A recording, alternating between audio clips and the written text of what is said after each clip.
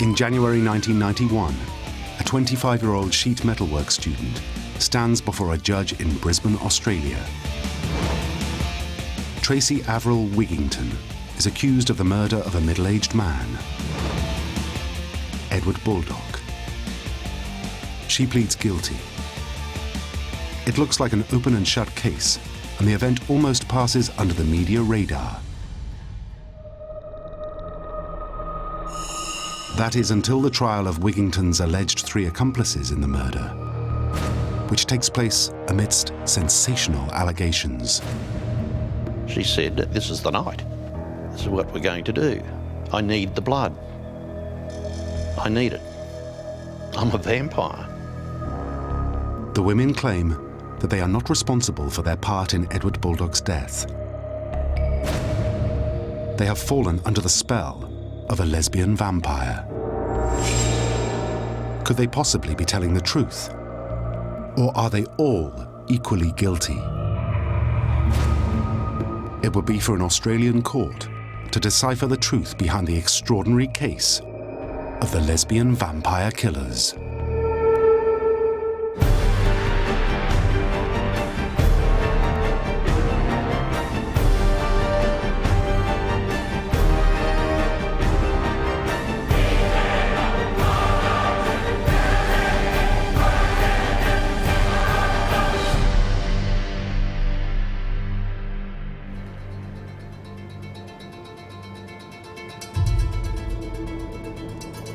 Brisbane, in Queensland, on the east coast of Australia, is a thriving city and fashionable tourist destination.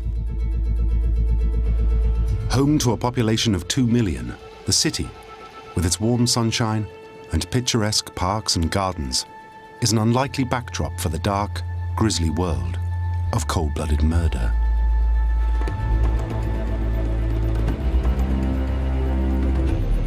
But in 1989, Brisbane's affluent West End becomes the scene of one of the most chilling and unusual crimes ever committed.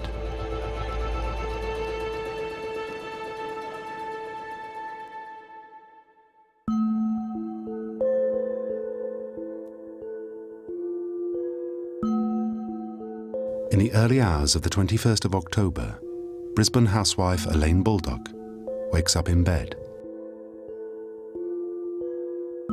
She reaches out for her husband, but there is no sign of him. 47-year-old Edward Baldock works as a road paver for the local authority. The couple have recently celebrated their 25th wedding anniversary.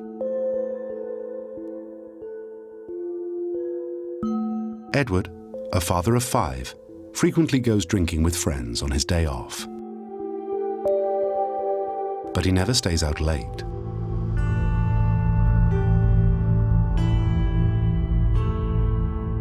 So at 5 a.m., Elaine Baldock calls the Brisbane police to report him missing.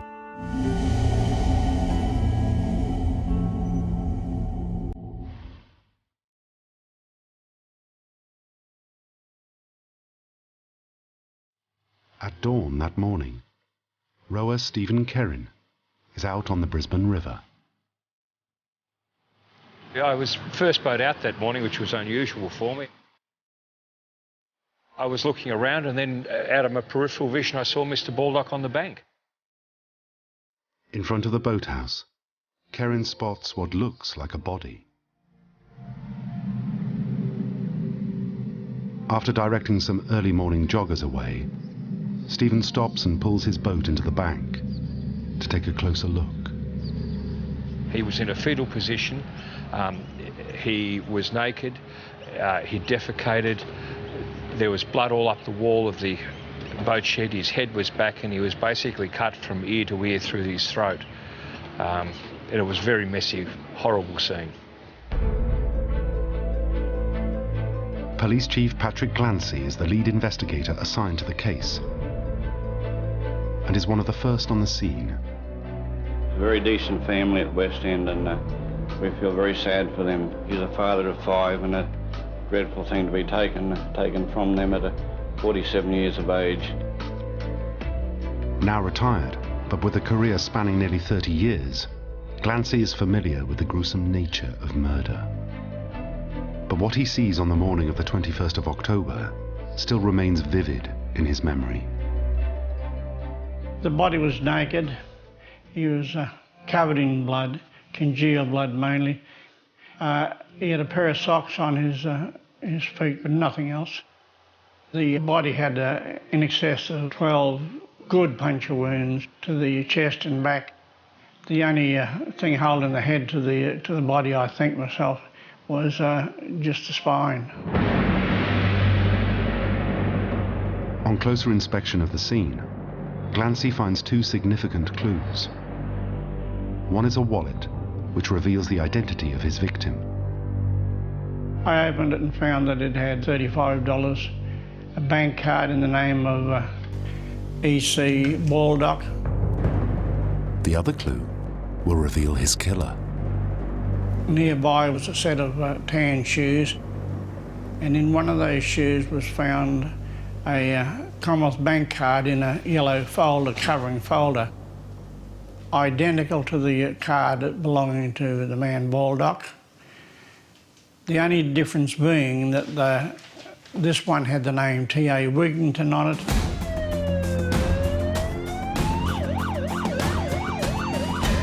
Within hours, the police arrest 24-year-old Tracy Wigington and bring her in for questioning. In Tracy's interview with police, 3 accomplices are implicated. And within 24 hours of the murder, all 4 women are charged with the crime.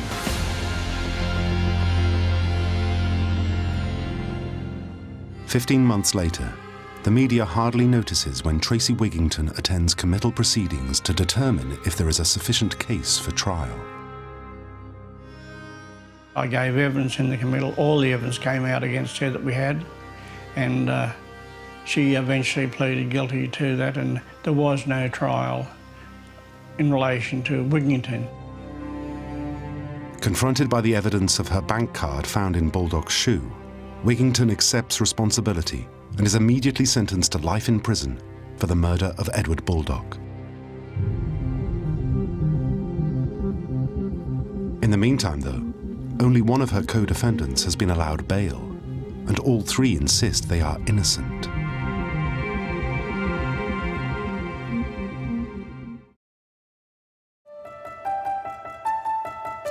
On the 31st of January 1991, the trial of the other 3 women begins, and the story takes a sensational twist.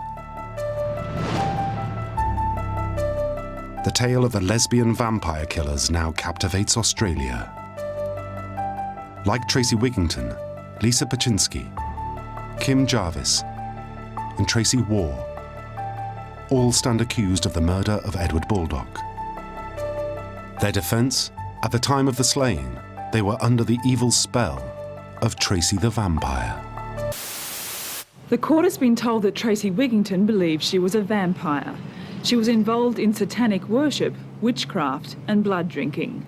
Her co-accused, Lisa Ptaschinski, said she could not eat solid food. She had to feed on blood. The trial's outcome hangs on whether they were bewitched by a lesbian vampire killer or just cold-blooded murderers like Wigington. To prove the women's guilt, prosecutor Adrian Gunderlag must show that the decision to kill Edward Baldock was a calculated and collaborative one.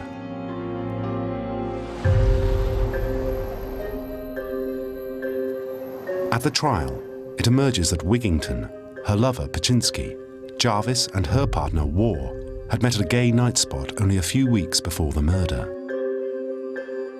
The women share a morbid interest in the occult. At Jarvis's house, we found a montage of photos, all taken of various cemeteries around Brisbane. The group appeared preoccupied with death. Soon Wigington reveals her strange obsession to her new friends. Wigington was in the habit of buying blood from the butcher shop and drinking that blood. Ptaschinski offered to supply her with her blood from her body. She would get the Stanley knife and cut a vein, and Wigington would feed on the blood from that vein. It was at Kim Jarvis's house that the group now hatched a grisly scheme to satisfy Tracy's gruesome habit. Oh, it was obviously premeditated. They used to talk about it a lot before it happened. She said, I need the blood. I need it. I'm a vampire. And they were prepared to go along with her and help her. Chief Investigator Pat Glancy, whose team had interviewed all the defendants, is the star witness for the prosecution. He reveals what the women told him happened on the evening of October the 20th, 1989. They all met at the L'Amour's, which was a gay nightclub in Ann Street, Fortitude Valley. That's where they all got together.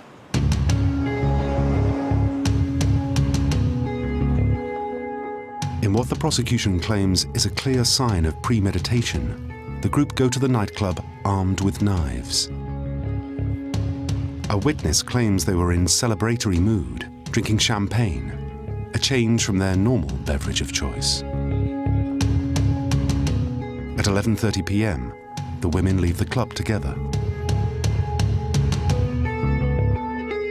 The four girls climb into Tracy's car and begin cruising the city. They take the Story Bridge over the Brisbane River and follow River Terrace towards the suburb Kangaroo Point.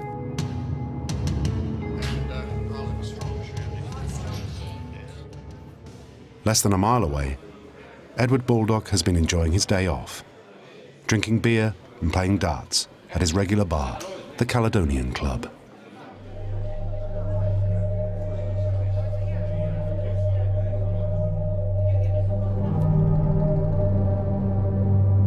Just after midnight, a drunken Baldock staggers onto the street.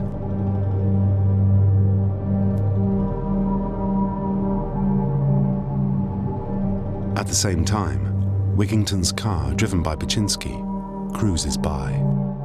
The girls had planned, that one of them would act as a prostitute to entice him into the vehicle. They found him and offered him a lift, with the promise of something more to come if he was prepared to get in the car.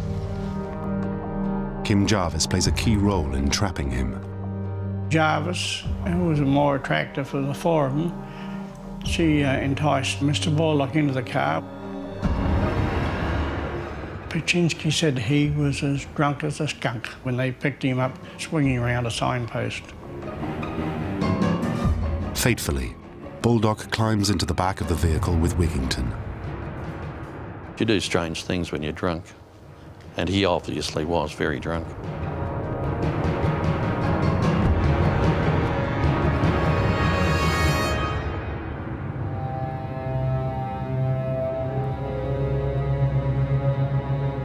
Glancy tells the court that Edward Baldock is now driven the short distance to the banks of the Brisbane River in the fashionable Orley Park area of Brisbane's West End. They parked the vehicle in front of the sailing club. Three females waited there while Wigington took the victim round to the rear of the boat shed.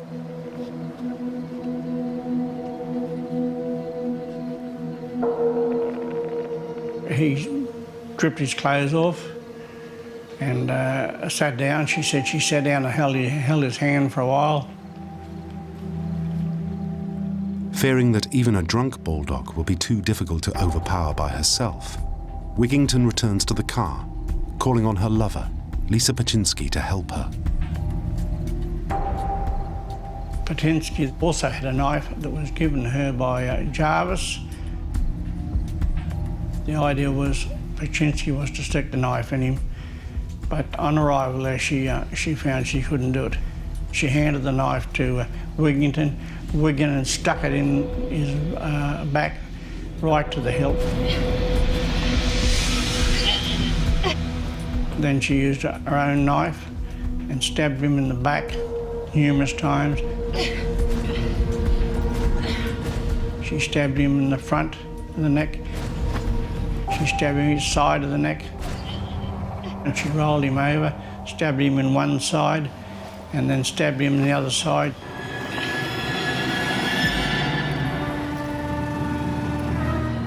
Wigington leans up against the sailing club entrance and watches Baldock draw his last breath. Then, in shocking testimony from the girls, they allege that Wigington does something extraordinary. She stabbed him so many times she'd created a cavity, a hole in his back, about the size of a bread and butter plate. And she told the girl she was going to drink blood, and she actually was seen to put a face into the aperture she'd created in his back.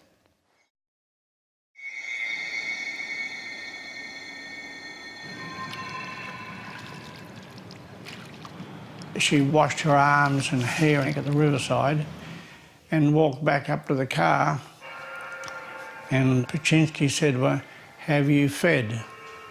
And she said, "Yes." Kim Jarvis said to her, "You look like you've had a 3-course meal."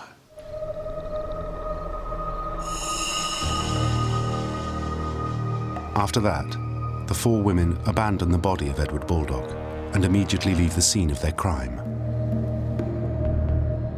Once again, Kim Jarvis plays her part in the evening's events.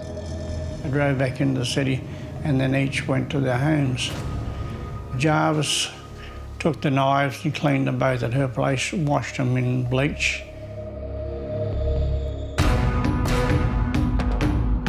The facts, the prosecution argues, show that all 3 girls were complicit in the savage murder of an innocent man. Paczynski is accused of supplying a murder weapon. Jarvis of luring Baldock into a trap and of covering up the evidence of his murder. And Tracy Waugh of sitting in the vehicle and doing nothing to intervene. The revelations stun the jury.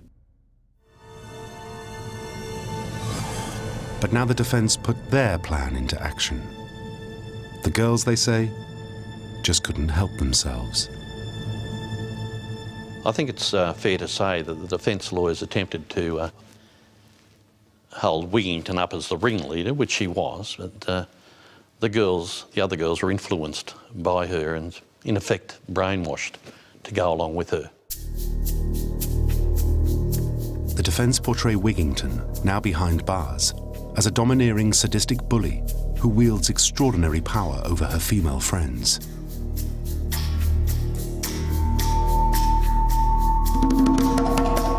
They paint a picture of a woman abandoned by her parents and sent to live at the deceptively respectable-looking home of her violent grandmother and a grandfather, alleged to have sexually abused her.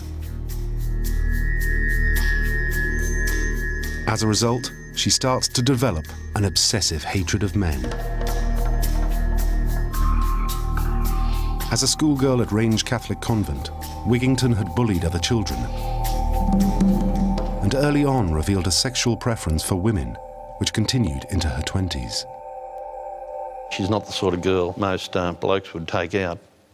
She did look butch. She had the short hair. She dressed in a sort of manly way. She didn't look very feminine at all. She looked like she'd been in a few scraps in her life.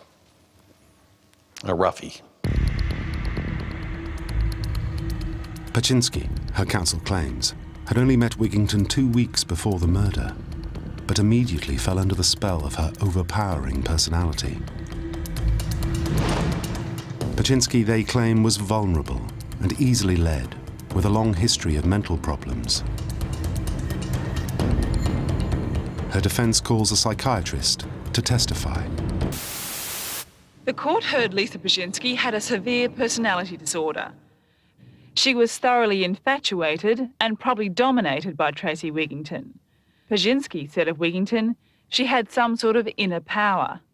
She can do strange things. She can make people disappear, except their eyes. She can read my mind. The court was told Brzezinski had been admitted to hospital 82 times in the last 5 years. She'd overdosed on drugs or had tried to commit suicide. Far from being a killer, Paczynski's defense make her out to be a victim. They say Paczynski believed that the plan to kill someone was a big joke. As evidence, they point out that she froze when faced with the order from Wigington to stab Baldock. This defense, that the girls never really believed Wigington intended to kill anyone, is repeated by the counsel for both Kim Jarvis and Tracy Waugh. 23-year-old Tracy Waugh is the only one to be accompanied throughout the trial by her parents. She was dressed as you'd expect a girl to dress at her age. You know, she was in a nice little frock, her hair was done nicely, no makeup. She looked very young and very innocent. Waugh's defense is that she was petrified of Wigington and had fallen under her mind control.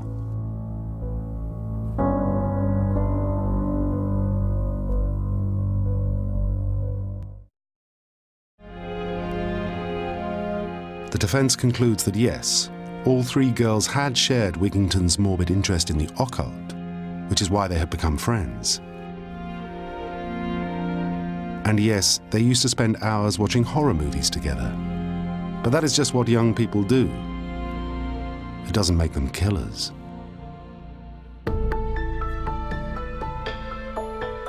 On the 13th of February 1991, following a 14-day trial, the jury retired to consider the case of the alleged lesbian vampire killers.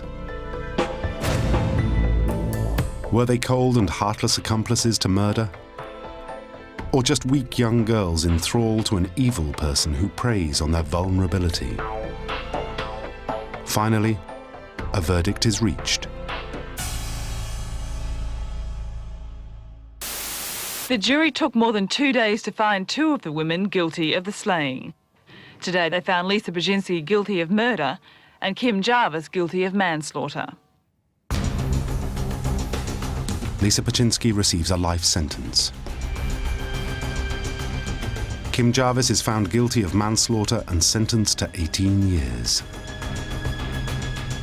But 23-year-old Tracy Waugh walks free. There was not a lot of evidence against her. She got in on the plan, to do all this. But then she sat in the car, she didn't go down to the actual murder scene. There's no evidence of her touching the knives, or cleaning the clothes, or doing anything like that to assist. This was why she was acquitted. Tracy Wigington and two of her three accomplices have been found guilty.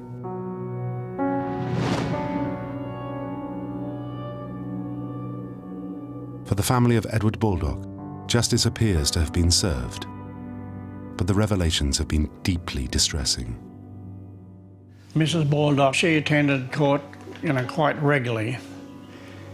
This murder, of course, was a dreadful thing to happen to a decent, loving family of the type that Baldock had.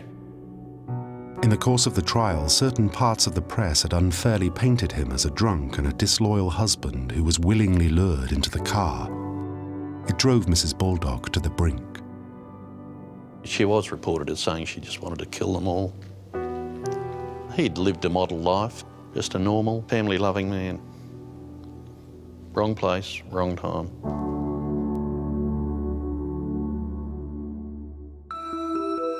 But in an extraordinary twist of fate, it seems that in the moments before his murder, Mr. Baldock may have inadvertently played a vital role in catching his killers. It all goes back to that key piece of evidence, Tracy Wigington's bank card that was found in his shoe. How did it get there?